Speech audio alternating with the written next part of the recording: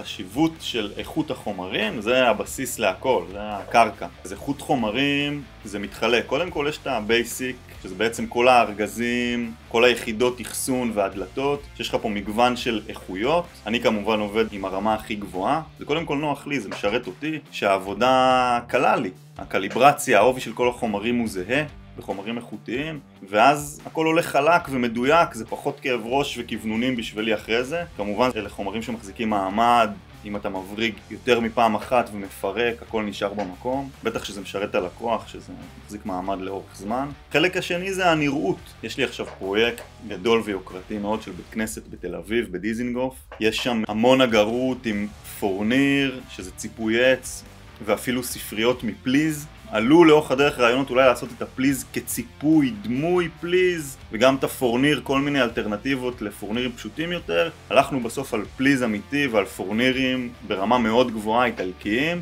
כי זה משהו שאתה רואה בסוף. עץ אמיתי לעומת פורמייקה שהיא דמוי או איזשהו תחליף, זה ניכר, גם אם זה נראה מאוד דומה, אין תחליף לחומרים האמיתיים והאיכותיים, וזה גם כיף לעבוד, זה כיף לחוש אותם ולעבד אותם, לעבוד איתם. אז אני שם.